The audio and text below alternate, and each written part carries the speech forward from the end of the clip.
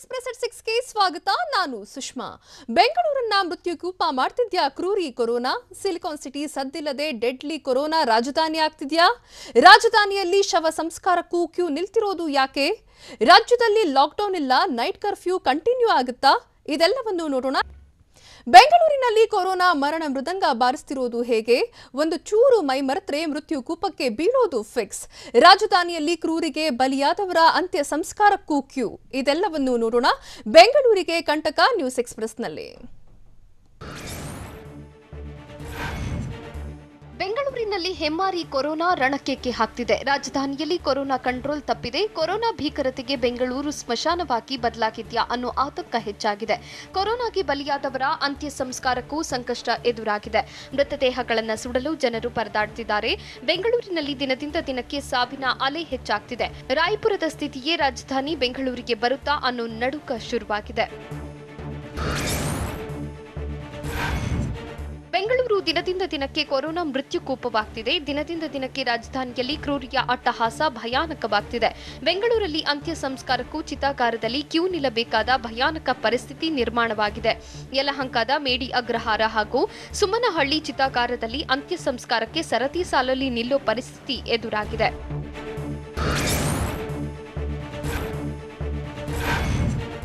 ಬೆಂಗಳೂರಲ್ಲಿ ದಿನದಿಂದ ದಿನಕ್ಕೆ ಕೊರೋನಾ ಆರ್ಭಟ ಹೆಚ್ಚಾಗ್ತಿದೆ. ಕ್ರೂರಿ ಕೊರೋನಾ ಮತ್ತೆ ಬಾಲ ಬಿಚ್ಚಿರೋದ್ರಿಂದ ಜನರಿಗೆ ಜೀವ ಭಯ ಕಾಡ್ತಾ ಇದೆ. ಕೊರೋನಾ ಎರಡನೇ ಅಲೆ ಬಗ್ಗೆ ತಲೆಕೆಡಿಸಿಕೊಳ್ಳದವರಿಗೆ ಇದೀಗ ನಡುಕ ಶುರುವಾಗಿದೆ. ಸಿಲಿಕಾನ್ ಸಿಟಿ ಬೆಂಗಳೂರಲ್ಲಿ ಸೋಂಕಿತರ ಸಂಖ್ಯೆ ಸಾವಿನ ಸಂಖ್ಯೆಯಲ್ಲೂ ಏರಿಕೆಯಾಗಿದೆ. ಏಪ್ರಿಲ್ 2ರಂದು 5 ಜನ, ಏಪ್ರಿಲ್ 3ರಂದು 6 ಜನ ಮೃತಪಟ್ಟಿದ್ರು. ಆದರೆ ಕಳೆದ ಒಂದು ವಾರದಿಂದ ಬೆಂಗಳೂರಿನಲ್ಲಿ ಕೊರೋನಾ ಸಾವಿನ ಕೇಕೆ ಹಾಕ್ತಿದೆ. ಸಿಲಿಕಾನ್ ಸಿಟಿ ಬೆಂಗಳೂರಲ್ಲಿ ಕೊರೋನಾ ಬಿಗ್ ಶಾಕ್ ನೀಡುತ್ತಿದೆ. ಬೆಂಗಳೂರಲ್ಲಿ ಹೆಮ್ಮಾರಿ ವೈರಸ್ ಮರಣ ಮೃದಂಗ ಬಾರಿಸಿದೆ. ಜನವರಿಯಲ್ಲಿ ಕೊರೋನಾಕ್ಕೆ 66 ಜನ ಮೃತಪಟ್ಟಿದ್ರು. ಫೆಬ್ರವರಿ ತಿಂಗಳಲ್ಲಿ 88 ಜನ ಸಾವಿನ ಮನೆ ಸೇರಿದ್ರು. ಆದರೆ ಮಾರ್ಚ್ ಮಧ್ಯಭಾಗದಲ್ಲಿ 217 ಸೋಂಕಿತರು ಮೃತಪಟ್ಟಿದ್ದಾರೆ. ಏಪ್ರಿಲ್ 13ರವರೆಗೆ ಕೊರೋನಾ ಸಾವಿನ ಆರ್ಭಟ ಜೋರಾಗಿದೆ. ಏಪ್ರಿಲ್ ಅಂತ್ಯಕ್ಕೆ 1,000 ಸಾವು ಸಂಭವಿಸುವ ಸಾಧ್ಯತೆ ಇದೆ. ಏಪ್ರಿಲ್ 1ರಿಂದ 13ರವರೆಗೆ 56,136 ಸೋಂಕಿತರು ಪತ್ತೆಯಾಗಿದ್ದು ಬೆಂಗಳೂರಲ್ಲಿ ಕೊರೋನಾ ಅಬ್ಬರಿಸಿ ಬೊಬ್ಬಿರಿಯುತ್ತಿದೆ. ಬೆಂಗಳೂರಿಗೆ ಹೆಮ್ಮಾರಿ ಕೊರೋನಾ ಬಿಗ್ ಶಾಕ್ ನೀಡುತ್ತಿದೆ. ಇದರ ನಡುವೆ ಬೆಂಗಳೂರಿಗೆ ಮದುವೆಗೆಂದು ಬಂದು ಹೋಗಿದ್ದ ಇಡೀ ಕುಟುಂಬಕ್ಕೆ ಕೊರೋನಾ ಅಟ್ಯಾಕ್ ಆಗಿದೆ. 2 ಕುಟುಂಬಗಳ 11 ಜನರಿಗೆ ಡೆಡ್ಲಿ ಆಘಾತ ನೀಡಿದೆ. ತುಮಕೂರು ಜಿಲ್ಲೆ ಮೇಣಸಂದ್ರ ಗ್ರಾಮದಲ್ಲಿ ಕೊರೋನಾ ಸೋಂಕಿನ ಅಟ್ಟಹಾಸಕ್ಕೆ 2 ಬಲಿಯಾಗಿದ್ದಾರೆ. ಗ್ರಾಮದಲ್ಲಿ ಒಂದು ವಾರದಲ್ಲಿ ಕೊರೋನಾಕ್ಕೆ 2 ಬಲಿಯಾಗಿದ್ದು ಆತಂಕ ಮನೆ ಮಾಡಿದೆ. ಮೇಣಸಂದ್ರ ಗ್ರಾಮದ 11 ಜನರಿಗೆ ಕೊರೋನಾ ಸೋಂಕು ವಕ್ಕರಿಸಿದ್ದು 11 ಸೋಂಕಿತರ ಪೈಕಿ 3 ಆಸ್ಪತ್ರೆಯಲ್ಲಿ ಚಿಕಿತ್ಸೆ ನೀಡಲಾಗುತ್ತಿದೆ.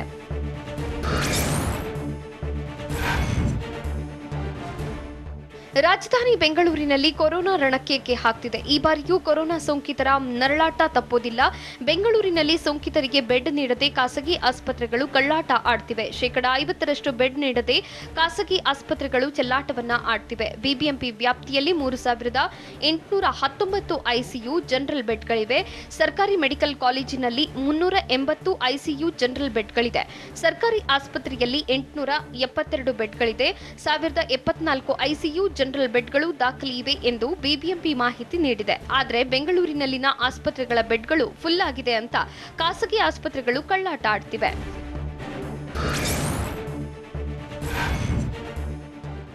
ರಾಜ್ಯದಲ್ಲಿ ಕ್ರೂರಿ ಕೊರೋನಾ ರಣಕ್ಕೆ ಹಾಕ್ತಿದ್ರು ಜನ ಡೋಂಟ್ ಕೇರ್ ಅಂತಿದ್ದಾರೆ. ಯುಗಾದಿ ಹಬ್ಬದ ಸಂಭ್ರಮದ ನಡುವೆ ಜನರು ಕೊರೋನಾ ರೂಲ್ಸ್ಗೆ ತಿಲಾಂಜಲಿ ಹಾಡಿದ್ರು. ಮಾರುಕಟ್ಟೆಯಲ್ಲಿ ಕೊರೋನಾ ಖರೀದಿಗೆ ಮುಗಿಬಿದ್ರು. ಭರ್ಜರಿ ಬಾಡೂಟಕ್ಕೆ ಮಟನ್ ಸ್ಟಾಲ್ ಮುಂದೆ ಜನ ಜಾತ್ರೆಯೇ ಸೇರಿತ್ತು. ಸಾಲುಗಟ್ಟಿ ನಿಂತು ಮಟನ್ ಖರೀದಿಸಲು ಜನರು ಫುಲ್ ಬ್ಯುಸಿಯಾಗಿದ್ರು. ಮಾಸ್ಕ್ ಹಾಕದೆ, ದೈಹಿಕ ಅಂತರವನ್ನು ಪಾಲಿಸದೆ ಕೊರೋನಾಗೆ ಡೋಂಟ್ ಕೇರ್ ಅಂದ್ರು.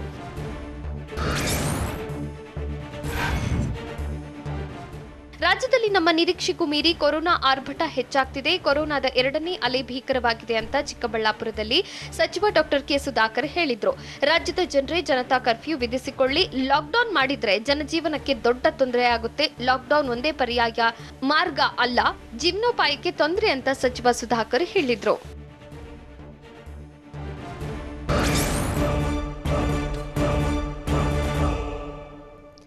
ಕೆಲವೇ ಕ್ಷಣಗಳಲ್ಲಿ ಮೋದಿ ಮೀಟಿಂಗ್, ಟಫ್ ರೂಲ್ಸ್ ಜಾರಿಯಾಗುತ್ತಾ? ಹೆಮ್ಮಾರಿ ಆರ್ಭಟಕ್ಕೆ CBSE 10th class exam cancel. ಸರ್ವಪಕ್ಷ ಸಭೆ ಬಳಿಕ ನೈಟ್ ಕರ್ಫ್ಯೂ ಭವಿಷ್ಯ ಹೊರಬೀಳುತ್ತಾ? ಇದೆಲ್ಲವನ್ನು ನೋಡೋಣ ಕೊರೋನಾಘಾತ ನ್ಯೂಸ್ ಎಕ್ಸ್‌ಪ್ರೆಸ್‌ನಲ್ಲಿ.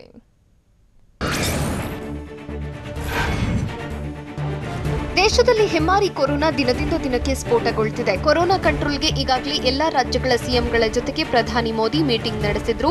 ಇದೀಗ ಕೊರೋನಾ ಕಟ್ಟಿ ಹಾಕೋಕೆ ಎಲ್ಲಾ ರಾಜ್ಯಪಾಲರ ಜೊತೆ ಪ್ರಧಾನಿ ನರೇಂದ್ರ ಮೋದಿ ಸಭೆ ನಡೆಸಲಿದ್ದಾರೆ.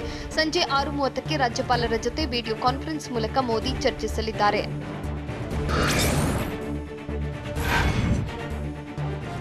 ದೇಶದಲ್ಲಿ ಡೆಡ್ಲಿ ಕೊರೋನಾ ದಿನೇ ದಿನೇ ಸ್ಫೋಟಗೊಳ್ಳುತ್ತಿದೆ. ಸಿಬಿಎಸ್ಇ 10ನೇ ತರಗತಿಯ ಪರೀಕ್ಷೆಗಳನ್ನು ರದ್ದು ಮಾಡಲಾಗಿದೆ. ಪ್ರಧಾನಿ ನರೇಂದ್ರ ಮೋದಿ ಜೊತೆ ಸಭೆ ಬಳಿಕ ಬೋರ್ಡ್ ಎಕ್ಸಾಂ ಬಗ್ಗೆ ಸಿಬಿಎಸ್ಇ ನಿರ್ಧಾರ ಕೈಗೊಂಡಿದೆ. ಪ್ರತಿಭೆ ಹಾಗೂ ಕಾರ್ಯಶೈಲಿ ಆಧಾರದಲ್ಲಿ 10ನೇ ತರಗತಿಯ ವಿದ್ಯಾರ್ಥಿಗಳಿಗೆ ಆತಂಕ ನೀಡಲು 10ನೇ ತರಗತಿಯ ವಿದ್ಯಾರ್ಥಿಗಳಿಗೆ ಅಂಕ ನೀಡಲು ತೀರ್ಮಾನಿಸಲಾಗಿದೆ. ಅಂಕಗಳ ಬಗ್ಗೆ ಆಕ್ಷೇಪಣೆ ಇದ್ರೆ ಪರೀಕ್ಷೆ ಬರೆಯಬಹುದು. ಪರಿಸ್ಥಿತಿ ಸುಧಾರಿಸಿದ ಬಳಿಕ ಪರೀಕ್ಷೆ ಬರೆಯಲು ಅವಕಾಶ ನೀಡಲಾಗುತ್ತೆ ಅಂತ ಹೇಳಲಾಗಿದೆ.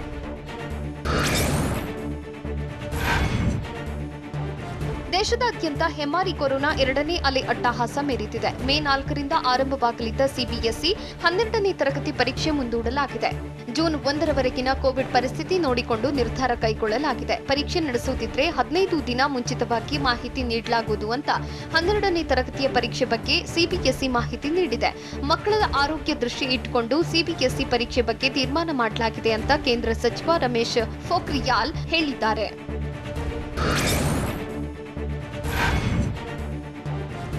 ರಾಜ್ಯದಲ್ಲಿ ಹೆಮ್ಮಾರಿ ಕೊರೋನಾ ರಣಕ್ಕೆ ಹಾಕ್ತಿದೆ. ಕ್ರೂರಿ ಕಟ್ಟಿ ಹಾಕೋಕೆ ಏಪ್ರಿಲ್ 18, 19ರಂದು ಸಿಎಂ ಬಿಎಸ್ವೈ ಸರ್ವಪಕ್ಷ ಸಭೆ ಕರೆದಿದ್ದಾರೆ. ಈಗಾಗಲೇ ಲಾಕ್ಡೌನ್ ಬಗ್ಗೆ ವಿಪಕ್ಷ ನಾಯಕರು ವಿರೋಧ ವ್ಯಕ್ತಪಡಿಸಿದ್ದಾರೆ. ಲಾಕ್ಡೌನ್ ಬೇಡವೇ ಬೇಡ ಎಂದು ಹೇಳಿದ್ದಾರೆ. ಆದರೆ ಲಾಕ್ಡೌನ್ ಬದಲಿಗೆ ಕಠಿಣ ಕ್ರಮದ ಬಗ್ಗೆ ಚರ್ಚೆಯಾಗುವ ಸಾಧ್ಯತೆ ಇದೆ. ನೈಟ್ ಕರ್ಫ್ಯೂ ಮತ್ತಷ್ಟು ಜಿಲ್ಲೆಗಳಿಗೂ ವಿಸ್ತರಣೆಯಾಗುತ್ತಾ ಅನ್ನೋ ಕುತೂಹಲ ಮೂಡಿದೆ. ಅಲ್ಲದೆ ವಿಪಕ್ಷಗಳು ಸಲಹಾ ಸಮಿತಿ ಅಭಿಪ್ರಾಯದ ಮೇಲೆ ನೈಟ್ ಕರ್ಫ್ಯೂ ಭವಿಷ್ಯ ನಿಂತಿದೆ.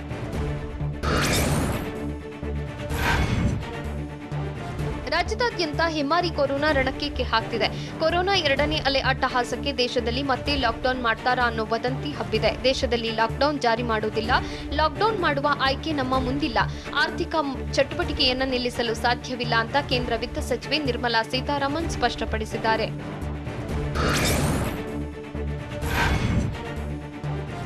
ರಾಜ್ಯದಲ್ಲಿ ಕ್ರೂರಿ ಕೊರೋನಾ ದಿನದಿಂದ ದಿನಕ್ಕೆ ಕಬಂದ ಬಾಹು ಚಾಚುತ್ತಾ ಇದೆ. ಸೋಂಕಿತರು ಟೆಸ್ಟ್ ಮಾಡಿಸಿಕೊಳ್ಳದ ಹಿನ್ನೆಲೆ ಸಮಸ್ಯೆಯಾಗ್ತಿದೆ. ಕೊರೋನಾ ವೇಗ ಹೆಚ್ಚಾಗಿದೆ, ತೀವ್ರತೆಯೂ ಹೆಚ್ಚಾಗಿದೆ ಅಂತ ಬೆಂಗಳೂರಿನಲ್ಲಿ ಡಿಸಿಎಂ ಡಾಕ್ಟರ್ ಅಶ್ವಥ್ ನಾರಾಯಣ್ ಹೇಳಿದ್ರು. ಕೊರೋನಾ ನೆಗೆಟಿವ್ ಬಂದ ತಕ್ಷಣ ಗುಣಮುಖರಾದಂತೆ ಅಲ್ಲ, ಅವರಲ್ಲಿ ಸೋಂಕು ಇರುತ್ತೆ ಅಂತ ಡಿಸಿಎಂ ಅಶ್ವಥ್ ನಾರಾಯಣ್ ಆತಂಕ ವ್ಯಕ್ತಪಡಿಸಿದ್ರು.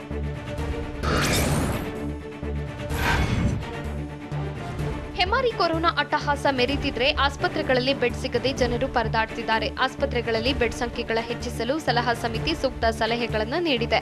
ಹೋಟೆಲ್ಗಳಲ್ಲಿ ಐಸೋಲೇಷನ್, ಹೋಮ್ ಐಸೋಲೇಷನ್ ಮಾಡಿ 18 ವರ್ಷ ಮೇಲ್ಪಟ್ಟವರಿಗೂ ಆದಷ್ಟು ಬೇಗ ವ್ಯಾಕ್ಸಿನ್ ಸಿಗಬೇಕು. ಆಕ್ಸಿಜನ್ ಕೊರತೆ, ಐಸಿಯು ಬೆಡ್ ಕೊರತೆಯಾಗದಂತೆ ಕ್ರಮ ಕೈಗೊಳ್ಳುವಂತೆ ಸರ್ಕಾರಕ್ಕೆ ಸಲಹೆಯನ್ನ ನೀಡಿದ್ದಾರೆ.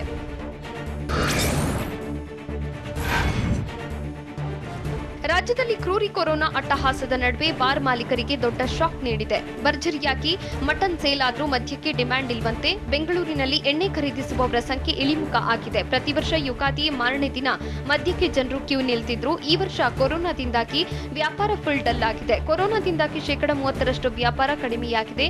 100 ಜನ ಬರ್ತಿದ್ದವರು ಈಗ 10 ಜನನೂ ಬರ್ತಿಲ್ವಂತೆ. ಭರ್ಜರಿ ವ್ಯಾಪಾರ ನಿರೀಕ್ಷೆಯಲ್ಲಿದ್ದ ಬಾರ್ ಮಾಲೀಕರು ಕಂಗಾಲಾಗಿದ್ದಾರೆ.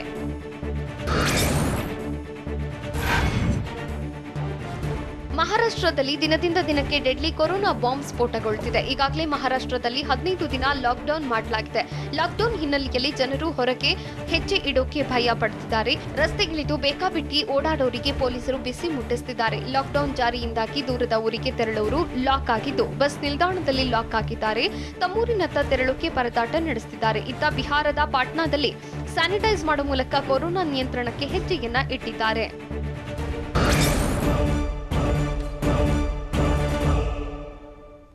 ರಾಜ್ಯದಲ್ಲಿ ಲಾಕ್ಡೌನ್ ಮಾಡುವುದೇ ಇಲ್ಲ, ಸಿಎಂ ತೆರೆ ಎಳೆದಿದ್ದು ಹೇಗೆ? ಲಾಕ್ಡೌನ್ ವದಂತಿ ಹಬ್ಬಿಸೋರಿಗೆ ಎಚ್ಚರಿಕೆ ಕೊಟ್ಟಿದ್ದು ಹೇಗೆ? ನೈಟ್ ಕರ್ಫ್ಯೂ ಕಂಟಿನ್ಯೂ ಬಗ್ಗೆ ಸಿಎಂ ಸುಳಿವು ಹೇಗಿತ್ತು? ಇದೆಲ್ಲವನ್ನು ನೋಡೋಣ ನೋ ಲಾಕ್ಡೌನ್ ನ್ಯೂಸ್ ಎಕ್ಸ್‌ಪ್ರೆಸ್‌ನಲ್ಲಿ.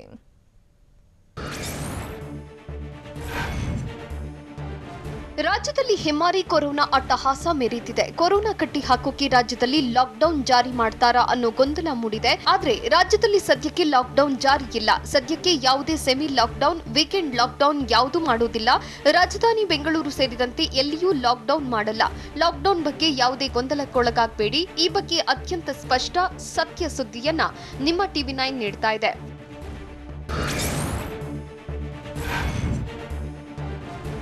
ಕೊರೋನಾ ಅಟ್ಟಹಾಸದ ನಡುವೆ ಲಾಕ್ಡೌನ್ ಬಗ್ಗೆ ರಾಜ್ಯ ಸರ್ಕಾರದ ಕಡೆಯಿಂದ ಯಾವುದೇ ಪ್ಲಾನ್ ಇಲ್ಲ.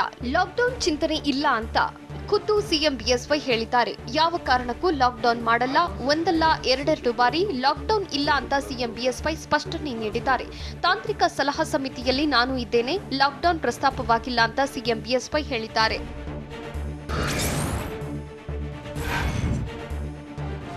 ರಾಜ್ಯದಲ್ಲಿ ಲಾಕ್ಡೌನ್ ಬಿಟ್ಟು ಉಳಿದ ಎಲ್ಲಾ ಕ್ರಮಗಳನ್ನು ಕೈಗೊಳ್ಳುತ್ತೇವೆ. ಕೊರೋನಾ ಸೋಂಕಿನ ನಿಯಂತ್ರಣಕ್ಕೆ ಕ್ರಮ ಕೈಗೊಳ್ಳಲಾಗುವುದು ಅಂತ ವಿಧಾನಸೌಧದಲ್ಲಿ ಸಿಎಂ ಬಿಎಸ್ ಯಡಿಯೂರಪ್ಪ ಹೇಳಿದ್ರು. ಅಗತ್ಯ ಬಿದ್ರೆ ನೈಟ್ ಕರ್ಫ್ಯೂ 2 ದಿನ ಮುಂದುವರಿಸುತ್ತೇವೆ. ವೀಕೆಂಡ್ ಲಾಕ್ಡೌನ್ ಬಗ್ಗೆ ಯಾವುದೇ ಪ್ರಸ್ತಾಪ ಇಲ್ಲ ಅಂತ ಸಿಎಂ ಬಿಎಸ್ವೈ ಮಾಹಿತಿ ನೀಡಿದ್ರು.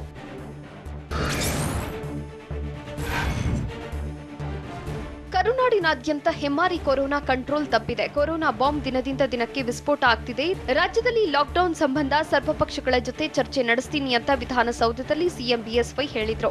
ಇನ್ನೊಂದೆರಡು ಜಿಲ್ಲೆಗಳಲ್ಲಿ ನೈಟ್ ಕರ್ಫ್ಯೂ ವಿಸ್ತರಣೆಗೆ ಚಿಂತನೆ ಮಾಡಲಾಗಿದೆ. ತಜ್ಞರ ಜೊತೆ ಚರ್ಚೆ ಮಾಡಿದ ಬಳಿಕ ನೈಟ್ ಕರ್ಫ್ಯೂ ವಿಸ್ತರಣೆ ಮಾಡಲಾಗುವುದು ಅಂತ ಸಿಎಂ ಬಿಎಸ್ ಯಡಿಯೂರಪ್ಪ ಹೇಳಿದ್ರು.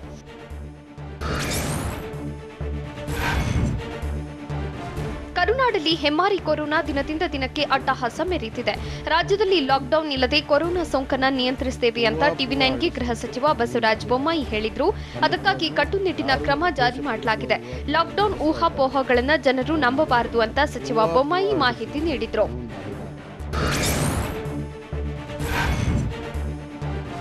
ರಾಜ್ಯದಲ್ಲಿ 144 ಸೆಕ್ಷನ್ ಜಾರಿ ಮಾಡುವ ಬಗ್ಗೆ ಚರ್ಚಿಸಿಲ್ಲ. ಕೊರೋನಾ ಸೋಂಕು ಹೆಚ್ಚಿರುವ ಕಡೆ ನೈಟ್ ಕರ್ಫ್ಯೂ ಜಾರಿ ಮಾಡ್ತೇವೆ ಅಂತ ಬೆಂಗಳೂರಿನಲ್ಲಿ ಆರೋಗ್ಯ ಸಚಿವ ಕೆ ಸುಧಾಕರ್ ಹೇಳಿದ್ರು. ಕೊರೋನಾ ತಾಂತ್ರಿಕ ಸಲಹಾ ಸಮಿತಿ ಇಂದು ವರದಿ ನೀಡಲಿದೆ. ವರದಿಯನ್ನ ಸಿಎಂ ಬಿಎಸ್ವೈಗೆ ತಲುಪಿಸುತ್ತೇವೆ.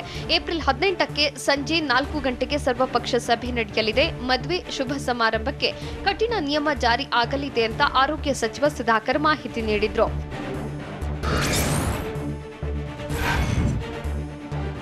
ಕೊರೋನಾ ನಿಯಂತ್ರಣಕ್ಕೆ ಲಾಕ್ಡೌನ್ ಒಂದೇ ಪರಿಹಾರವಲ್ಲ. ಲಾಕ್ಡೌನ್ ಜಾರಿ ಮಾಡುವುದು ಪರಿಹಾರಕ್ಕಿಂತ ದೊಡ್ಡ ಸಮಸ್ಯೆ ಅಂತ ಬೆಂಗಳೂರಿನಲ್ಲಿ ಡಿಸಿಎಂ ಡಾಕ್ಟರ್ ಅಶ್ವಥ್ ನಾರಾಯಣ್ ಹೇಳಿದ್ರು. ರಾಜ್ಯದಲ್ಲಿ ಲಾಕ್ಡೌನ್ ಪದ ದುರ್ಬಳಕೆ ಮಾಡಿಕೊಳ್ತಿದ್ದಾರೆ. ಪ್ರತಿದಿನ ದುಡಿದು ಜೀವನ ಮಾಡ್ತಿರುವವರು ಇರ್ತಾರೆ. ಲಾಕ್ಡೌನ್ ಮಾಡಿದ್ರೆ ಅಂತಹವರಿಗೆ ಸಮಸ್ಯೆಯಾಗುತ್ತೆ. ಹೀಗಾಗಿ ಸರ್ಕಾರದ ಮುಂದೆ ಲಾಕ್ಡೌನ್ ಪ್ರಸ್ತಾವನೆ ಇಲ್ಲ. ಸೋಂಕಿತರಿಗೆ ಸೂಕ್ತ ಸಮಯಕ್ಕೆ ಚಿಕಿತ್ಸೆ ನೀಡಿದ್ರೆ ಪರಿಹಾರ ಸಿಗುತ್ತೆ ಅಂತ ಡಿಸಿಎಂ ಡಾಕ್ಟರ್ ಅಶ್ವಥ್ ನಾರಾಯಣ್ ಹೇಳಿದ್ರು.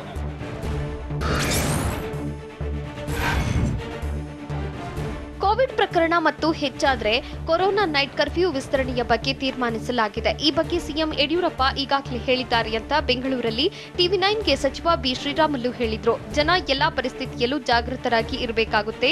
ಜನರ ಬದುಕು ಉಳಿಯಬೇಕು, ಜೀವ ಉಳಿಬೇಕು. ಜೂನ್ ತಿಂಗಳ ವೇಳೆಗೆ ಕೋವಿಡ್ ಹೆಚ್ಚಾಗುವ ಸಾಧ್ಯತೆ ಇದೆ ಅಂತ TV9ಗೆ ಸಚಿವ ಬಿ ಶ್ರೀರಾಮುಲು ಹೇಳಿದ್ರು.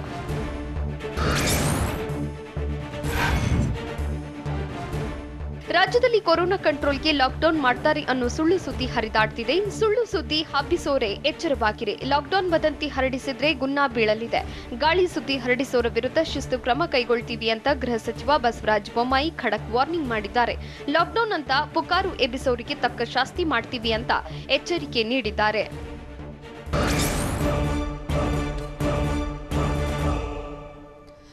ಲಾಕ್ಡೌನ್ ಜಾರಿ ವಿರುದ್ಧ ಎಚ್ಡಿಕೆ ಗುಡುಗಿದ್ದು ಯಾಕೆ? ನಮ್ಮನ್ನ ದೇವರೇ ಕಾಪಾಡಬೇಕು ಅಂತ ಹೇಳಿದ್ದು ಯಾರು?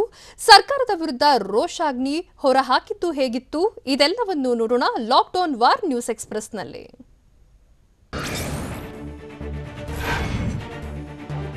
ರಾಜ್ಯದಲ್ಲಿ ಕೊರೋನಾ ತಡೆಗೆ ಲಾಕ್ಡೌನ್ ಮಾಡುವುದು ಪರಿಹಾರವಲ್ಲ ಅಂತ ಬೀದರ್ ಜಿಲ್ಲೆ ಬಸವ ಕಲ್ಯಾಣದಲ್ಲಿ ಕುಮಾರಸ್ವಾಮಿ ಹೇಳಿದ್ರು. ಸರ್ಕಾರದ ಹೊಣೆಗೇಡಿತನ, ಮುಟ್ಟಾಳತನದಿಂದಲೇ ಈ ಪರಿಸ್ಥಿತಿ ಬಂದಿದೆ. ಕೊರೋನಾ ಮೊದಲ ಹಂತದಲ್ಲಿ ಅನಾಹುತವಾಗಿತ್ತು. ಈ ಬಾರಿ ತಜ್ಞರು ಮಾಹಿತಿ ಕೊಟ್ಟಿದ್ರು. ಸರ್ಕಾರದ ನಿರ್ಲಕ್ಷ್ಯ ವಹಿಸಿದ್ದಾರೆ. ನೈಟ್ ಕರ್ಫ್ಯೂ ಜಾರಿಯಿಂದ ಯಾವುದೇ ಪ್ರಯೋಜನವಿಲ್ಲ. 90% ಜನರು ಮನೆಗೆ ಹೋಗಿರ್ತಾರೆ. ಬೆಳಗ್ಗೆ ವೇಳೆ ಜನರನ್ನ ಓಡಾಡಲು ಬಿಟ್ಟಿದ್ದಾರೆ. ಬಿಜೆಪಿ ಸರ್ಕಾರಕ್ಕೆ ಜನರ ಜೀವದ ಬಗ್ಗೆ ಕಾಳಜಿ ಇದ್ದಿದ್ರೆ ತಜ್ಞರು ಮಾಹಿತಿ ಕೊಟ್ಟಾಗಲೇ ಕ್ರಮ ಕೈಗೊಳ್ತಿದ್ರು ಅಂತ ಮಾಜಿ ಸಿಎಂ ಎಚ್ಡಿಕೆ ವಾಗ್ದಾಳಿ ನಡೆಸಿದ್ರು.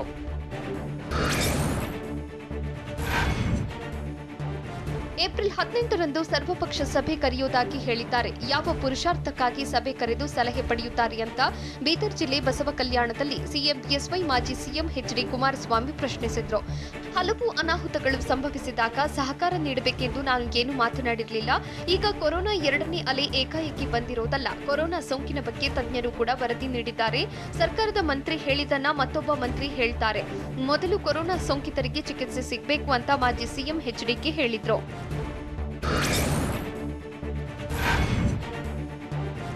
ರಾಜ್ಯದಲ್ಲಿ ದಿನದಿಂದ ದಿನಕ್ಕೆ ಕೊರೋನಾ ಅಟ್ಟಹಾಸ ಮೆರೆಯುತ್ತಿದೆ. ಸಿಎಂ ಬಿಎಸ್ ಯಡಿಯೂರಪ್ಪ ಹಾಗೂ ಸಚಿವರು ಬೈ ಎಲೆಕ್ಷನ್ನಲ್ಲಿ ಬ್ಯುಸಿಯಾಗಿದ್ದಾರೆ ಅಂತ ಬೀದರ್ ಜಿಲ್ಲೆ ಬಸವ ಕಲ್ಯಾಣದಲ್ಲಿ ಮಾಜಿ ಸಿಎಂ ಎಚ್ಡಿಕೆ ವಾಗ್ದಾಳಿ ನಡೆಸಿದ್ರು.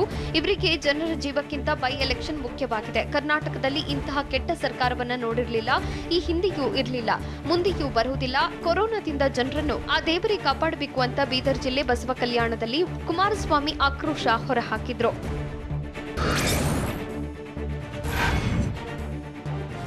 ರಾಜ್ಯ ಸರ್ಕಾರ ಈವರೆಗೆ ನಮ್ಮ ಮಾತು ಕೇಳಲೇ ಇಲ್ಲ. ಇಷ್ಟ ಬಂದಂತೆ ಅವರೇ ತೀರ್ಮಾನಗಳನ್ನ ಕೈಗೊಂಡಿದ್ರು. ಈಗ ಪರಿಸ್ಥಿತಿ ಕೈಮೀರಿದಾಗ ನಮಗೆ ಹೇಳ್ತಿದ್ದಾರೆ ಅಂತ ಕೆಪಿಸಿಸಿ ಅಧ್ಯಕ್ಷ ಡಿಕೆ ಶಿವಕುಮಾರ್ ಕೇಳಿದ್ರು. ಈ ಸಮಯದಲ್ಲಿ ಲಾಕ್ಡೌನ್ ಪ್ರಯೋಜನವಿರಲಿಲ್ಲ. ಒಂದು ಕಡೆ ಜೀವ, ಮತ್ತೊಂದು ಕಡೆ ಜೀವನ ಎರಡೂ ಮುಖ್ಯ. ಬ್ಯಾಂಕ್ನವರು 1 ವರ್ಷದ ಸಾಲದ ಬಡ್ಡಿಯನ್ನ ನಿಲ್ಲಿಸಲಿಲ್ಲ. ಹೋಟೆಲ್ಗಳನ್ನ ಮಾರುವ ಪರಿಸ್ಥಿತಿ ಬಂದಿದೆ ಅಂತ ಟಿವಿ9ಗೆ ಕೆಪಿಸಿಸಿ ಅಧ್ಯಕ್ಷ ಡಿಕೆ ಶಿವಕುಮಾರ್ ಹೇಳಿದ್ರು.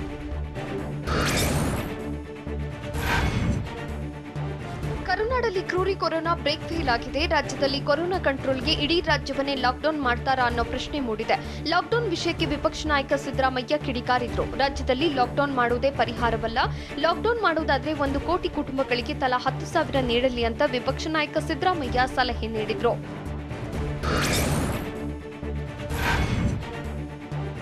ಕ್ರೂರಿ ಕೊರೋನಾ ಕಂಟ್ರೋಲ್ಗೆ ಲಾಕ್ಡೌನ್ ಬೇಡವೇ ಬೇಡ ಅಂತ ವಿಪಕ್ಷ ನಾಯಕ ಸಿದ್ದರಾಮಯ್ಯ ಸಲಹೆ ನೀಡಿದ್ದಾರೆ. ರಾಜ್ಯದಲ್ಲಿ ಎಲ್ಲರಿಗೂ ಕಡ್ಡಾಯವಾಗಿ ಕೊರೋನಾ ವ್ಯಾಕ್ಸಿನ್ ಹಾಕಬೇಕು. ಮೊದಲು ಸೋಂಕು ಹೇಗೆ ಹರಡುತ್ತಿದೆ ಎಂದು ಪತ್ತೆ ಹಚ್ಚಲಿ. ಇದಕ್ಕೆ ಬೇಕಾದ ಚಿಕಿತ್ಸೆಯನ್ನ ನೀಡಲಿ. ಸೋಂಕು ಕಡಿಮೆಯಾದಾಗ ಸರ್ಕಾರ ನಿರ್ಲಕ್ಷ್ಯ ಮಾಡಿದ್ದು ಬಿಗಿ ಕ್ರಮ ಕೈಬಿಟ್ರು. ಟೆಸ್ಟ್ ಮಾಡುವುದನ್ನು ನಿಲ್ಲಿಸಿದ್ರು. ಹೊರಗಿನಿಂದ ಬಂದವರಿಗೆ ಯಾವುದೇ ಟೆಸ್ಟ್ ಮಾಡಿಲ್ಲ. ಸರ್ಕಾರ ನಿರ್ಲಕ್ಷ್ಯ ವಹಿಸಿದವರಿಂದ ಸೋಂಕು ಹೆಚ್ಚಾಯಿತು ಅಂತ ವಿಪಕ್ಷ ನಾಯಕ ಸಿದ್ದರಾಮಯ್ಯ ವಾಗ್ದಾಳಿ ನಡೆಸಿದ್ರು.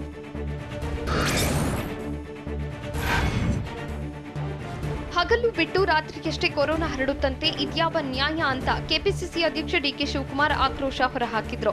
ಯಾವುದ್ರಿ ಇದು? ಇದೆಲ್ಲ ನಿಮ್ಗೆ ಹೇಳಿಕೊಟ್ಟವ್ರು ಯಾರು? ಜಿಮ್ನಲ್ಲಿ ಅಂಟಿಕೊಂಡು ಜಿಮ್ ಮಾಡ್ತಾರಾ? ಜಿಮ್ ಇಂಡಸ್ಟ್ರಿಗೆ ಬಿದ್ದು ಹೋಯ್ತು. ಇಲ್ಲಿ ಆರ್ಥಿಕವಾಗಿ ಸಹಾಯ ಮಾಡಿದ್ದೀರಿ. ಕೊರೋನಾ ವೇಳೆ ಯಾರಿಗೆ ಎಷ್ಟು ದುಡ್ಡು ಕೊಟ್ಟಿದ್ದೀರಿ ಲೆಕ್ಕ ಕೊಡಿ ಅಂತ ಕೆಪಿಸಿಸಿ ಅಧ್ಯಕ್ಷ ಡಿಕೆ ಶಿವಕುಮಾರ್ ಸರ್ಕಾರದ ವಿರುದ್ಧ ಗುಡುಗಿದ್ರು.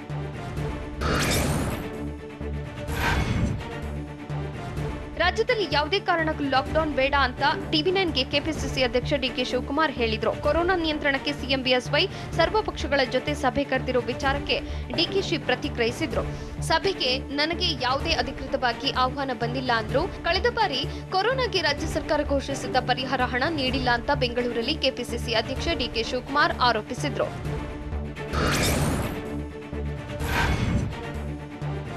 ಕರುನಾಡಿಗೆ ಡೆಡ್ಲಿ ಕೊರೋನಾ ಎರಡನೇ ಅಲೆ ಬಿಗ್ ಶಾಕ್ ನೀಡುತ್ತಿದೆ. ಇತ್ತ ಕೊರೋನಾ ವಿಚಾರದಲ್ಲಿ ರಾಜಕೀಯ ನಾಯಕರ ನಡುವೆ ಟಾಕ್ ವಾರ್ ಜೋರಾಗಿದೆ. ಸಿಎಂ ಎಲ್ಲರನ್ನೂ ವಿಶ್ವಾಸಕ್ಕೆ ತೆಗೆದುಕೊಂಡು ಕೆಲಸ ಮಾಡ್ತಿದ್ದಾರೆ. ಇಲ್ಲಿವರೆಗೆ ಯಾರಾದರೂ ಉತ್ತಮ ಸಲಹೆಯನ್ನ ಕೊಟ್ಟಿದ್ದಾರಾ ಅಂತ ವಿಪಕ್ಷ ನಾಯಕರ ವಿರುದ್ಧ ಬೆಂಗಳೂರಿನಲ್ಲಿ ಡಿಸಿಎಂ ಅಶ್ವಥ್ ನಾರಾಯಣ್ ಕಿಡಿಕಾರಿದ್ರು. ವಿಪಕ್ಷದವರು ಲಾಕ್ಡೌನ್ ಮಾಡಿದಾಗ ಮಾಡಬೇಡಿ ಅಂತಾರೆ, ಲಾಕ್ಡೌನ್ ಮಾಡದೇ ಇದ್ರೆ ಮಾಡಬೇಕು ಎಂದು ಹೇಳ್ತಾರೆ. ಕೇವಲ ನೆಗೆಟಿವ್ ಆಗಿ ಮಾತನಾಡ್ತಾರೆ ಅಂತ ಡಿಸಿಎಂ ಅಶ್ವಥ್ ನಾರಾಯಣ್ ಗುಡುಗಿದ್ರು.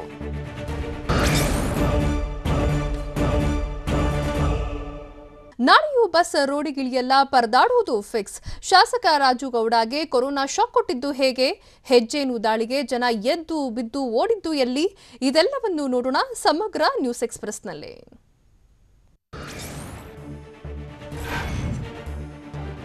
ರಾಜ್ಯದಾದ್ಯಂತ ಸಾರಿಗೆ ನೌಕರರ ಮುಷ್ಕರ 8ನೇ ದಿನ ಪೂರೈಸಿದೆ. ನಾಳೆಯೂ ಸಾರಿಗೆ ಸಿಬ್ಬಂದಿ ಮುಷ್ಕರ ಕಂಟಿನ್ಯೂ ಆಗಲಿದೆ ಅಂತ ಬೆಂಗಳೂರಿನಲ್ಲಿ ಕೋಡಿಹಳ್ಳಿ ಚಂದ್ರಶೇಖರ್ ಹೇಳಿದ್ರು.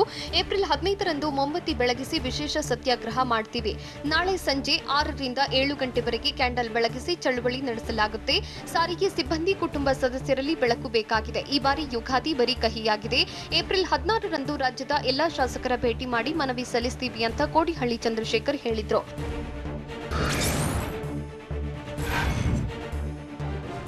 ಕಾಂಗ್ರೆಸ್ ನಾಯಕ ರಾಹುಲ್ ಗಾಂಧಿ ವಿರುದ್ಧ ಶಿವಮೊಗ್ಗದಲ್ಲಿ ಸಚಿವ ಕೆಎಸ್ ಈಶ್ವರಪ್ಪ ವಾಗ್ದಾಳಿ ನಡೆಸಿದ್ದಾರೆ. ರಾಹುಲ್ ಗಾಂಧಿ ಉತ್ತರ ಪ್ರದೇಶ ಬಿಟ್ಟು ಕೇರಳಕ್ಕೆ ಯಾಕೆ ಓಡಿ ಬಂದ್ರು? ಕರ್ನಾಟಕ ಸೇರಿ ರಾಹುಲ್ ಗಾಂಧಿ ಪ್ರಚಾರ ಮಾಡಿದ ಕ್ಷೇತ್ರಗಳಲ್ಲಿ ಕಾಂಗ್ರೆಸ್ಗೆ ಸೋಲಾಗಿದೆ. ಚುನಾವಣೆಗಳ ಫಲಿತಾಂಶ ಬಂದ ಬಳಿಕ ರಾಹುಲ್ ಗಾಂಧಿ ಸಿಂಹನೋ ನರಿಯೋ ಇಲಿಯೋ ಅನ್ನೋದು ಗೊತ್ತಾಗುತ್ತೆ ಅಂತ ಗುಡುಗಿದ್ದಾರೆ.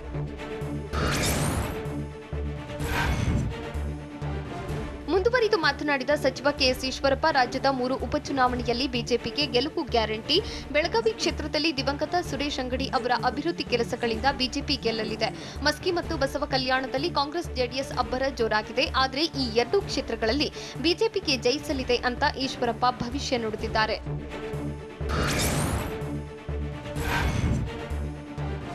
ಎಂಇಎಸ್ ಅಭ್ಯರ್ಥಿ ಪರ ಶಿವಸೇನೆ ಮುಖಂಡ ಸಂಜಯ್ ರಾವತ್ ಬೆಳಗಾವಿಯಲ್ಲಿ ಪ್ರಚಾರ ಮಾಡಿದ್ದಾರೆ. ಮಧ್ಯಾಹ್ನ ಸಾಂಬ್ರಾ ವಿಮಾನ ನಿಲ್ದಾಣಕ್ಕೆ ಆಗಮಿಸಿದ ಸಂಜಯ್ ರಾವತ್ ಅಭ್ಯರ್ಥಿ ಶುಭಂ ಶೆಲ್ಕೆ ಪರ ಕ್ಯಾಂಪೇನ್ ಮಾಡಿದ್ರು. ಮರಾಠಿಗರ ಮತ ಸೆಳೆಯಲು ಎಂಇಎಸ್ ಶಿವಸೇನೆ ಕಸರತ್ತು ಆರಂಭಿಸಿದ್ದು, ಸ್ಥಳೀಯ ನಾಯಕರ ಜೊತೆ ಸಭೆ ನಡೆಸಿದ್ರು.